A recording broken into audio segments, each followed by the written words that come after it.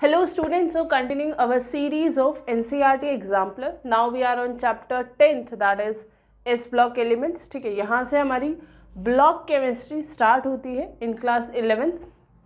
We have S block और P block के भी दो ग्रुप हमारे इन क्लास 11th है, remaining that is in class 12th. ठीक है, तो ब्लॉक केमिस्ट्री का first chapter that is S block elements, उसके हम NCERT एग्जाम्पलर्स देखते हैं. इससे पहले जितने भी चैप्टर थे उनके सारे के NCERT एग्जाम्पलर्स डिस्क्रिप्शन में आपको लिंक गिवन है वीडियोस के, आप इजीली चेक कर सकते हैं अगर आपको कुछ भी डाउट है तो. ठीक है, तो कंटिन्यूइंग विद दैट. अच्छा हाँ, इस NCERT एग्जाम्पलर्स के जो क्वेश्चंस हैं उन्हें हमने दो पार्ट में डिवाइड किया है. Part 1 that is half questions part 1 में कवर करते हैं, रिमेनिंग इन पार्ट 2. ठीक है, तो हर चैप्टर की दो दो वीडियोज़ हैं, यू कैन चेक. ठीक है, तो now starting with that, first we have, सबसे पहला सवाल क्या है हम पे, the alkali metals. As we know कि एस ब्लॉक में हम दो ग्रुप्स कवर करते हैं. पीरियोडिक टेबल के अंदर हमारे पास एस ब्लॉक है, पी ब्लॉक है एंड इंटरमीडिएट में बीच में डी एंड एफ ब्लॉक है. तो एस ब्लॉक के अंदर दो ग्रुप आते हैं, that is group 1 and group 2. ठीक है, तो एस ब्लॉक एलिमेंट्स इस NCERT एग्जाम्पलर्स में ग्रुप 1, 2 दोनों के ही क्वेश्चन हमसे पूछे गए हैं. तो group 1 is alkali metals and group 2 is alkaline earth metals. ठीक है, तो उनकी क्या क्या केमिकल रिएक्शंस होती हैं, क्या क्या प्रॉपर्टीज होती हैं, उन्हीं के ऊपर बेस्ड सवाल है. तो first we have is the alkali metals are lower boiling point, are low melting. अच्छा sorry, the alkali metals are low melting. Which of the following alkali metal is expected to melt if the room temperature rise to 30 degree Celsius. क्या बोल रहा है, alkali metals पहली बात तो कौन से, lithium, sodium, potassium, rubidium and caesium are the alkali metals. इसमें हमसे बोला गया है कि अगर हमने रूम टेम्परेचर को 30 डिग्री कर दिया तो कौन इनमें से पहले मेल्ट होगा, ये बात हमसे पूछी गई है. मेल्टिंग की अगर हम बात करें तो हम कैसे डिसाइड करते हैं कि भाई बॉन्डिंग कैसी है. भाई अगर स्ट्रॉन्ग बॉन्डिंग है तो ऑब्वियस सी बात है हमें ज़्यादा टेम्परेचर देना पड़ेगा उसे मेल्ट करने के लिए. एंड एज वी नो कि as we move top to bottom in a group, metallic bonding जो है, मेटालिक बॉन्डिंग क्या होती है, वीक होती है. जैसे ही हम टॉप से बॉटम आते हैं तो इसका मतलब सीजियम जो है वो लो मेटालिक बॉन्डिंग दिखाता है, मतलब उसके मेटालिक बॉन्ड जो हैं वो वीकर होते हैं. अब अगर वीकर बॉन्ड है तो ऑब्वियस सी बात है कम टेम्परेचर रिक्वायर्ड है फॉर मेल्टिंग. ठीक है, तो यहाँ पे भी हम टेम्परेचर जो राइज कर रहे हैं that is 30 degree Celsius. Basically अगर आपको मेल्टिंग पॉइंट का अगर हम देखें ना, वैल्यूज़ क्या क्या होती है, तो सीजियम का मेल्टिंग पॉइंट जो है दैट इज 29 डिग्री सेल्सियस होता है. तो ऑब्वियस सी बात है अगर हम 30 डिग्री कर रहे हैं तो सीजियम ही मेल्ट होगा, उसमें वीक मेटालिक बॉन्डिंग होती है. So as we move top to bottom you can say कि जैसे हम टॉप टू बॉटम आते हैं मेटालिक बॉन्डिंग की जो स्ट्रेंथ है वो डिक्रीज होती है. सीजियम में मेटालिक बॉन्डिंग वीक होता है, that's why it is having low melting point, और सीजियम ही मेल्ट हो जाता है अगर हम 30 डिग्री सेल्सियस पे टेम्परेचर को राइज कर रहे हैं तो. ठीक है, so option 4th one is correct one. ठीक है, next question, alkali metals react with water. Alkali metals जो है वाटर से रिएक्ट करते हैं. ये ग्रुप 1 की बात हो रही है अभी. वाटर विगरसली, ठीक है, वाटर से विगरसली रिएक्ट करते हैं और वो क्या बनाते हैं, अपने हाइड्रोक्साइड बनाते हैं और डाई हाइड्रोजन इवॉल्व करते हैं. ठीक है, which of the following alkali metals react with water least vigorously. अगर हम देखें we have alkali metals water के साथ,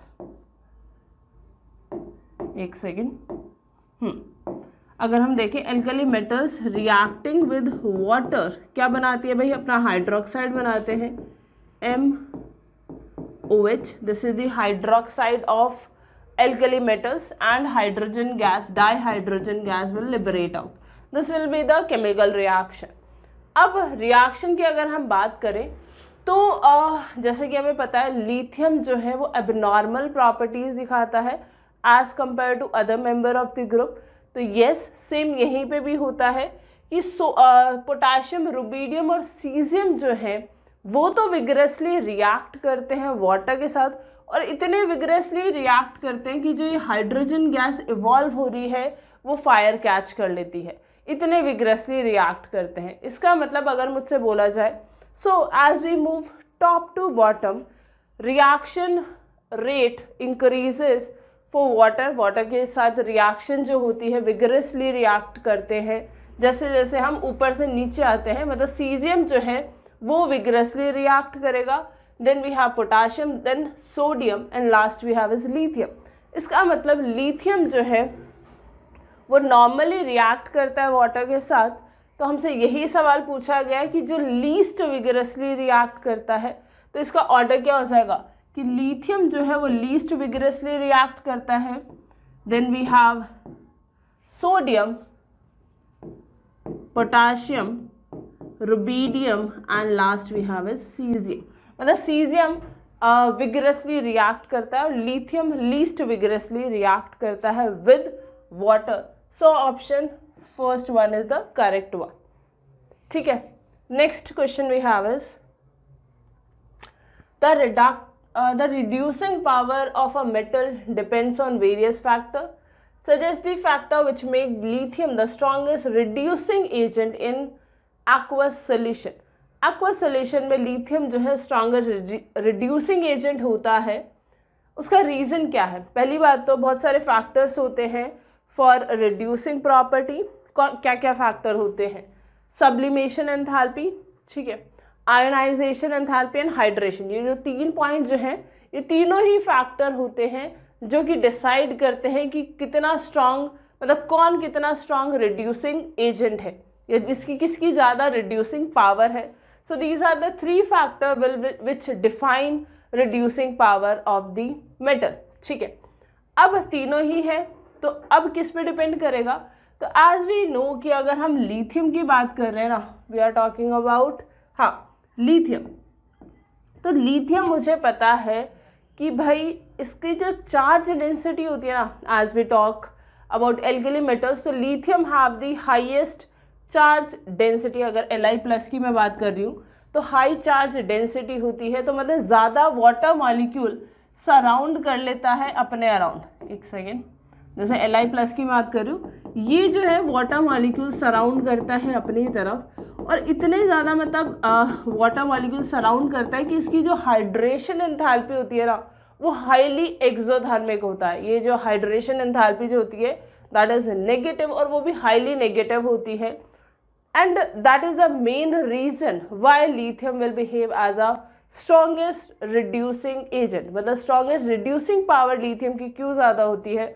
because of high hydration enthalpy. High hydration क्यों होती है?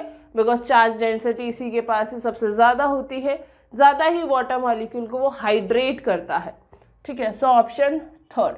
वैसे तो ये तीनों ही फैक्टर आते हैं इन case of deciding the reducing power. Reducing power को डिसाइड करने के लिए तीनों फैक्टर आते हैं, but in case of lithium अगर हम बात कर रहे हैं तो हाइड्रेशन एंथैल्पी उसकी सबसे ज़्यादा होती है, और हमें वैसे भी एक्वस में बोला है, मतलब वाटर की बात कर रहा है, तो लिथियम भी ज़्यादा वाटर मॉलिक्यूल को सराउंड करता है, ज़्यादा उसकी हाइड्रेशन एंथैल्पी होती है। ठीक है, so option third is correct one. Next we have is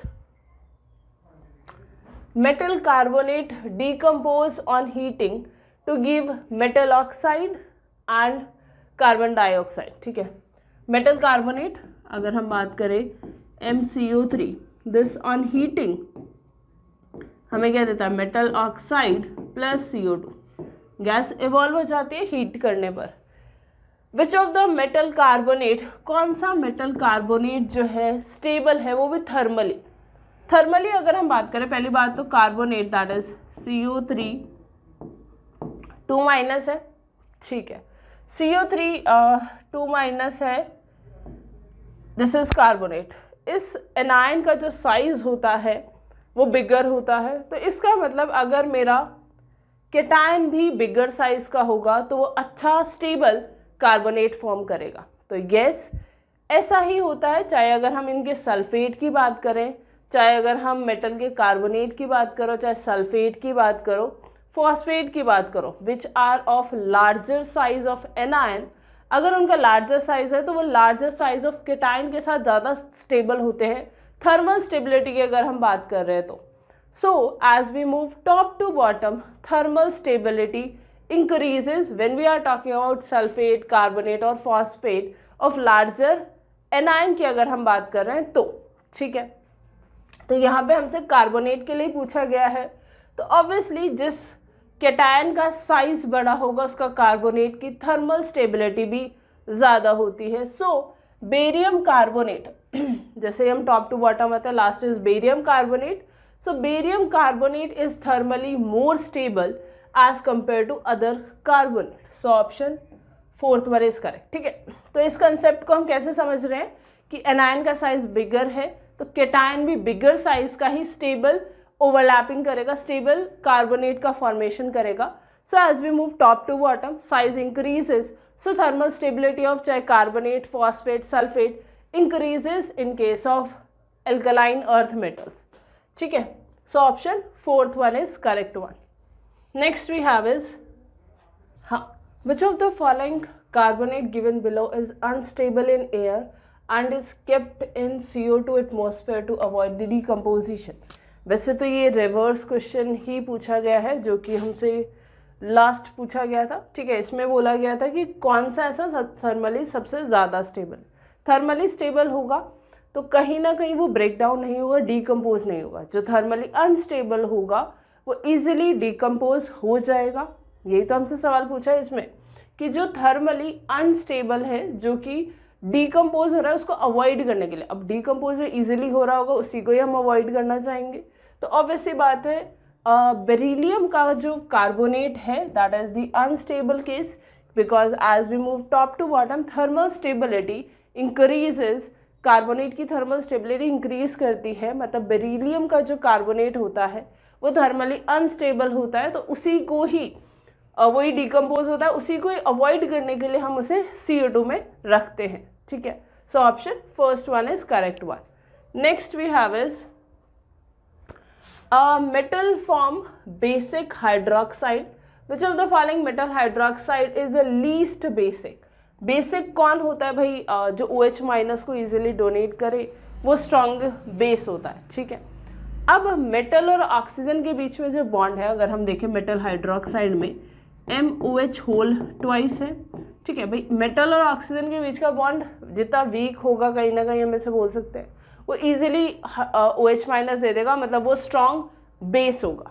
ठीक है, अब जितना बड़ा साइज होगा, मतलब जैसे हम ग्रुप में अगर मूव कर रहे हैं top to bottom size increases, so metal oxygen bond strength जो है it decreases, so we can write it as we move top to bottom, as we move top to bottom, T2B stand for top to bottom। जब हम move कर रहे हैं कि bond strength, कौन से बॉन्ड की हम बात कर रहे हैं? Metal bond strength between the metal and the oxygen decreases. अगर वो डिक्रीज हो रही है तो इजीली OH माइनस दे देगा और वो उतना ही अच्छा बेस होगा। ठीक है, अब हमसे सवाल में पूछा है जो कि लीस्ट बेसिक है भाई, जिसमें लीस्ट बेसिक वो होगा जिसकी बॉन्ड स्ट्रेंथ सबसे ज़्यादा होगी। ठीक है, और अब बॉन्ड स्ट्रेंथ किसकी ज़्यादा होगी? जो टॉप में जो मेटल्स हैं उनका साइज छोटा होता है तो वहाँ पे ओवरलैपिंग अच्छी होगी, वो बॉन्ड स्ट्रेंथ जो है वो ज़्यादा होगी, इसका मतलब वो लीस्ट बेसिक होगा। इसका मतलब मैग्नीशियम टॉप में आता है, then we have calcium, strontium and barium. तो ऊपर से नीचे आने पे बेसिक स्ट्रेंथ जो हम बोल सकते हैं it increases as we move top to bottom because the size increases, so bond strength decreases. तो इसका मतलब मैग्नीशियम हाइड्रोक्साइड जो है वो लीस्ट बेसिक होगा क्योंकि वहाँ पे बॉन्ड स्ट्रेंथ सबसे ज़्यादा होगी मैग्नीशियम और OH के बीच में। ठीक है, so option first one is correct one. Next we have is some of the group 2 metals halide are covalent and soluble in organic solvent। Group 2 के कुछ मेटल हेलाइड्स जो हैं वो कोवलेंट नेचर के होते हैं और वो सॉल्युबल होते हैं ऑर्गेनिक सॉल्वेंट के अंदर। ठीक है, ये हमें ऑलरेडी बताया हुआ है। अब हमसे पूछा गया इसमें among the following metal halide, इनमें से मेटल हेलाइड में से कौन सॉल्युबल है इथेनॉल में? पहली बात तो इथेनॉल जो है that is the ethanol. Ethanol is what? We have CH3 CH2OH. This is the organic solvent. बिल्कुल ऑर्गेनिक सॉल्वेंट है भैया. अब हमें ऑलरेडी बोल भी रखा है कि ऑर्गेनिक सॉल्वेंट में कौन सॉल्युबल है जो कि कोवलेंट नेचर का है. तो इनमें से कौन सा मेटल हैलाइड में कोवलेंट नेचर ज़्यादा है भाई? जिसमें कोवलेंट नेचर ज़्यादा होगा वो ज़्यादा सॉल्युबल होगा हमारे ऑर्गेनिक सॉल्वेंट के अंदर. अब कोवलेंट नेचर हम कैसे बताते हैं? That is according to the Fajans rule. Fajans rule क्या बोलता है हमें? फजान्स रूल क्या बोलता है? फजान्स रूल बेसिकली अगर हम देखें यहाँ पर सब में Cl माइनस है, एनायन इज सेम. ठीक है, डिफरेंस क्या दिख रहा है मुझे? कैटायन का डिफरेंस दिख रहा है. और फजान्स रूल क्या बोलता है कि पोलराइजेशन या फिर यूँ बोला जाए polarising power is proportional to charge. अगर हम देखें तो सब में चार्ज +2 का है, चार्ज इज सेम. ठीक है, चार्ज बाय साइज. ये किसकी बात करी जा रही है? कैटायन की बात की जा रही है. तो भाई पोलराइजेशन जो है वो डिपेंड करता है चार्ज पे. Directly proportional is charge and inversely proportional to size. तो जिसका मतलब जिसका साइज ज़्यादा होता है उसकी पोलराइजिंग पावर क्या होती है? कम होती है. अगर पोलराइजिंग पावर कम है, पोलराइजिंग फजान्स रूल्स बेसिकली हमें बताता क्या है? Covalent nature in ionic bond. ठीक है, आयनिक बॉन्ड में कोवलेंट नेचर के बारे में बताता है. तो जितना ज़्यादा पोलराइजिंग पावर जितनी ज़्यादा उतना ही ज़्यादा कोवलेंट नेचर. तो अब मुझे चाहिए जो हाईली कोवलेंट है, मतलब जिसमें पोलराइजिंग पावर ज़्यादा है. पोलराइजिंग पावर ज़्यादा है मतलब जिसका साइज़ छोटा है उसमें पोलराइजिंग पावर ज़्यादा होगी और उसमें कोवलेंट नेचर भी ज़्यादा होगा. अब साइज़ की बात करें, beryllium, magnesium, calcium and strontium ये तो एक ग्रुप में ही है और मुझे पता है top to bottom size increases. तो साइज स्मॉल किसका है? बेरिलियम का साइज सबसे स्मॉल है, मतलब इसकी पोलराइजिंग पावर ज़्यादा है. According to Fajans rule polarising power ज़्यादा है मतलब इसका कोवलेंट नेचर ज़्यादा है. और अगर कोवलेंट नेचर ज़्यादा है तो इसकी सॉल्युबिलिटी ऑर्गेनिक सॉल्वेंट में ज़्यादा है, जो कि हमें ऑलरेडी बताया हुआ है. ठीक है, so option first one is correct one. Next we have is the order of decreasing ionisation enthalpy in alkali metal is. Alkali metals मतलब ग्रुप 1 की बात कर रहा है. आयोनाइजेशन एंथैल्पी मुझे बतानी है तो हमें पता है बेसिक है ये. तो as we move top to bottom size increases. ठीक है, अब आउटर मोस्ट शेल या फिर वैलेंस इलेक्ट्रॉन जो है वो उसका साइज इंक्रीज हो रहा है, मतलब उसकी न्यूक्लियस से जो डिस्टेंस है वो इंक्रीज हो रही है. अब ऑब्वियसली डिस्टेंस इंक्रीज हो रही है तो अट्रैक्शन भी डिक्रीज हो रहा है. तो मतलब उस वैलेंस शेल के इलेक्ट्रॉन को आयोनाइज करना मेरे लिए ईजी हो जाएगा. तो हम बोल सकते हैं कि जैसे जैसे साइज बढ़ता है आयोनाइजेशन एनर्जी जो है वो डिक्रीज हो जाती है, क्योंकि साइज इंक्रीज होगा तो हमें उसको आयोनाइज करना इजी होगा क्योंकि उसमें अट्रैक्टिव फोर्स जो है वो कम लग रहा होगा. तो हम बोल सकते हैं कि as size increases ionisation energy और you can say ionisation enthalpy IE decreases. तो हमसे बस यही ऑर्डर पूछा है. अब हमारे पास क्या एल्कली मेटल में पोटाशियम, रुबीडियम एंड सीजियम नहीं. ठीक है, लिथियम, सोडियम, पोटाशियम, रुबीडियम. तो as we move top to bottom size increases means ionisation energy decreases, मतलब लिथियम की सबसे ज़्यादा होती है, then sodium, then potassium and last is rubidium. So order will be option third one. ठीक है, third option is the correct one. तो सीधा सीधा ही पूछा गया था, इसमें ज़्यादा कुछ सोचने वाली बात है नहीं. ठीक है, next the solubility of metal halides depends on their nature, lattice enthalpy and hydration enthalpy.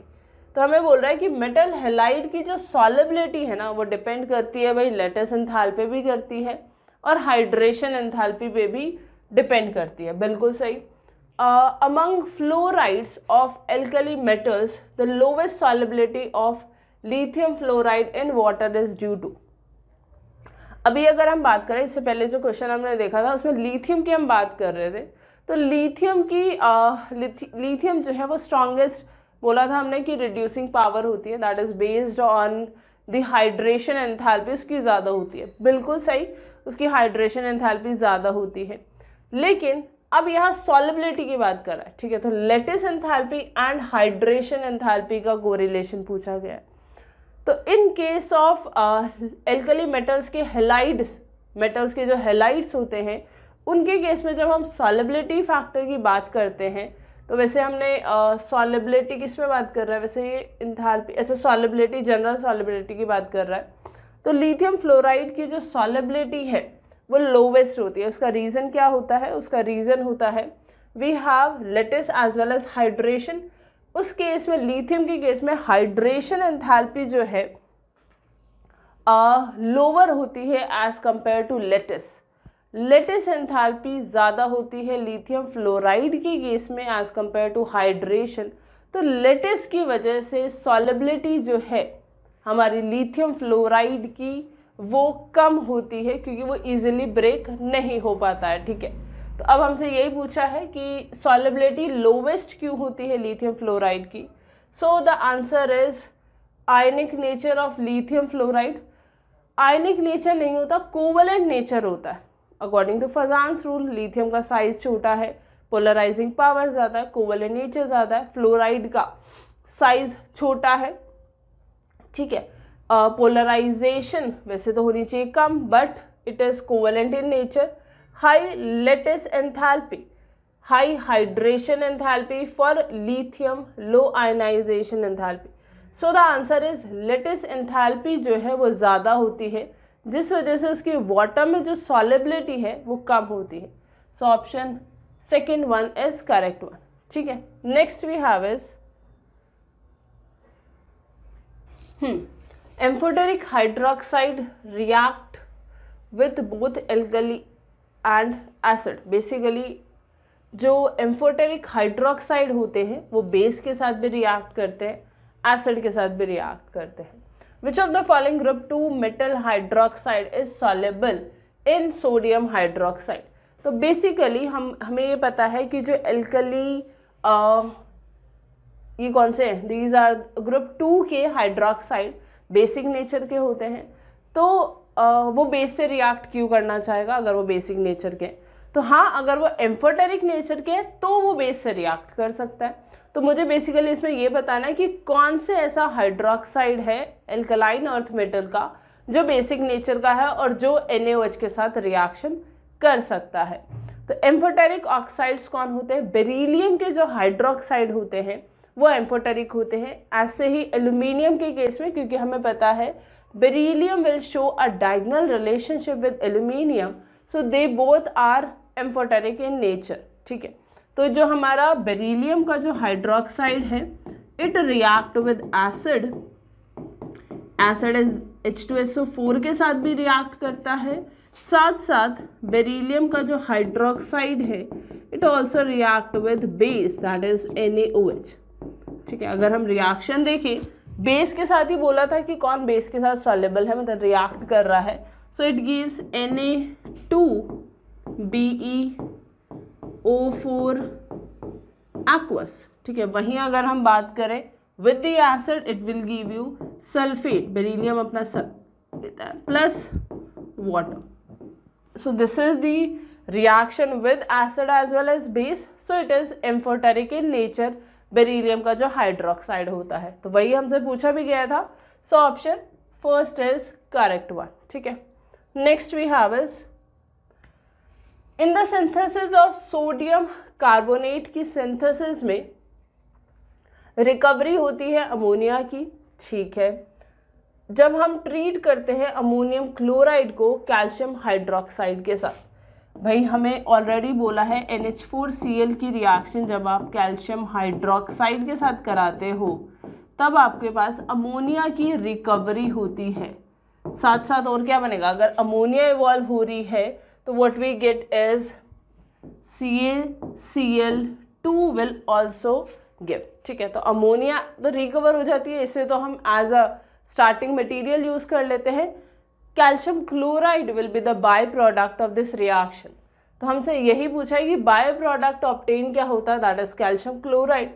So option first is correct one. ठीक है, next we have is when sodium is dissolved in liquid ammonia. जब हम sodium को dissolve कर रहे हैं liquid ammonia में, suppose we have x plus y of liquid ammonia के साथ हम जब रिएक्ट करा रहे हैं, डिजॉल्व करा रहे हैं, what it gives you, that is sodium with ammonia whole x, ammoniated cation मिलता है, साथ साथ अमोनिएटेड इलेक्ट्रॉन भी मिलते हैं, NH3 whole y, ammoniated electron. So this is cation, ammoniated cation and ammoniated electron. तो इलेक्ट्रॉन की वजह से this is of what, paramagnetic nature का होता है, और इलेक्ट्रॉन के ट्रांजिशन से हमें पता है इट विल शो कलर। ठीक है, तो हमसे यही बोला है कि when sodium reacting with dissolve ammonia a solution will give a deep blue colour. Deep blue colour जो आता है वो इलेक्ट्रॉन की प्रेजेंस की वजह से आता है। कलर शो क्यों किया जाता है, क्या तो इलेक्ट्रॉन का ट्रांजिशन हो रहा हो, ठीक है, या फिर वैलेंस इलेक्ट्रॉन हो, या फिर यूँ बोला जाए अनपेयर्ड इलेक्ट्रॉन प्रेजेंट अगर होता है तो इट विल शो कलर। ठीक है, तो ये डीप ब्लू कलर ही क्यों दिखाता है, क्योंकि इसमें अनपेयर्ड इलेक्ट्रॉन प्रेजेंट होता है। और अगर हम बात करें जैसे जैसे इसे कॉन्सेंट्रेट किया जाता है ना, तो ऑब्वियस सी बात है कॉन्सेंट्रेट करेंगे तो इलेक्ट्रॉन इलेक्ट्रॉन पेयर अप हो जाएंगे, तो जो कलर है वो भी फेड हो जाता है, डीप ब्लू कलर से फेड हो जाता है। उसका रीज़न ये रहता है क्योंकि वो पेयर्ड हो जाते हैं, यहाँ पे वो अनपेयर्ड प्रेजेंट है इसलिए वो डीप ब्लू कलर शो करता है। ठीक है, तो the colour of the solution, colour किस वजह से है, that is ammoniated electron. Yes of course, ammoniated electron की वजह से ही वो कलर शो करता है। ठीक है, so option first one is correct one, और ऑप्शन चेक करने की ज़रूरत ही नहीं है हमें। Next, by adding gypsum to cement, gypsum cement में ऐड क्यों किया जाता है या फिर क्या फ़र्क पड़ता है। बेसिकली हार्डनेस इंक्रीज की जाती है, मतलब सेटिंग प्रोसेस जो है वो डिक्रीज हो जाता है, रेट जो है वो सेटिंग का वो डिक्रीज हो जाता है, ताकि जो हमारी सीमेंट है वो हार्ड हो। ठीक है, हार्डनेस के लिए बेसिकली। तो the setting time of cement becomes less. क्या सेटिंग टाइम्स कम हो जाता है, नहीं, सेटिंग टाइम जो है वो सीमेंट का वो बढ़ जाता है। क्या मतलब कहना गया चाहता है कि सेटिंग टाइम जो है सीमेंट का by addition of what, that is gypsum. ठीक है, जिप्सम का एडिशन इसलिए किया जाता है टू इंक्रीज दी हार्डनेस। अब हार्ड कैसे होगा, ताकि जो सेटिंग टाइम है वो हमारा डिक्रीज हो, धीरे धीरे सेट हो, अच्छे से सेट हो, ताकि उसकी हार्डनेस मेंटेन रहे। ठीक है, so setting time of the cement will increase, so option second one is the correct one. ठीक है, next, dead burnt plaster is, dead burnt plaster जो है वो basically anhydrous calcium sulfate जो है, ठीक है, anhydrous form of calcium sulfate is known as dead burnt plaster। वैसे इसे क्यों बोला जाता है, क्योंकि हमें पता है we have POP। अगर मैंने भाई POP को, प्लास्टर ऑफ पेरिस को हीट किया एट 373 केल्विन पे हीट किया, ठीक है, it will give you anhydrous form. अब क्या होता है कि इसमें अगर मैंने water dissolve, what is plaster of Paris, that is calcium sulphate dot 2H2। भाई ऑब्वियस सी बात है, इसे अगर मैं हीट करूंगी तो it will become the anhydrous form and that is known as dead burnt plaster. ठीक है, अब इसमें अगर मैंने वाटर डिजॉल्व करके क्या मैं वापस से POP या जिप्सम ऑब्टेन कर सकती हूँ, तो नहीं, हमें वापस से जिप्सम या POP ऑब्टेन नहीं होता है। एक बार इसे हीट कर दिया, ये कैल्शियम एनहाइड्रस फॉर्म में कन्वर्ट हो गया, तो इसको हम वापस से गेन नहीं कर सकते, इसीलिए इसे बोला जाता that is dead burnt plaster, that is the anhydrous form of calcium sulphate, that is option first one is the correct one. ठीक है, so that's all for part 1 of S block elements. Remaining questions जो है that will cover in the part 2 of this chapter. ठीक है, इससे पहले वाले 11th के जितने भी आपके केमिस्ट्री के चैप्टर्स हैं, अगर आपको उनमें किसी में भी NCERT एग्जाम्पलर्स में डाउट है, क्योंकि हमें पता है एनसीईआरटी एग्जाम्पलर्स जो है वो इम्पॉर्टेंट पार्ट है। चाहे आप कोई भी कॉम्पिटेटिव एग्जाम की तैयारी कर रहे हो, कहीं ना कहीं for inorganic chemistry S block elements जो है इनऑर्गेनिक केमिस्ट्री का पार्ट है। तो इनऑर्गेनिक के लिए तो वैसे ही एनसीईआरटी की एग्जाम्पलर्स, एनसीईआरटी इम्पॉर्टेंट है बहुत, तो इसकी एनसीईआरटी एग्जाम्पलर्स तो हमें ज़रूरी ट्राई करने चाहिए। और इससे पहले जो भी चैप्टर्स है उसके अगर आपको चेक करने हैं तो डिस्क्रिप्शन में लिंक गिवन है, ठीक है। So that's all for today's video. Thank you so much.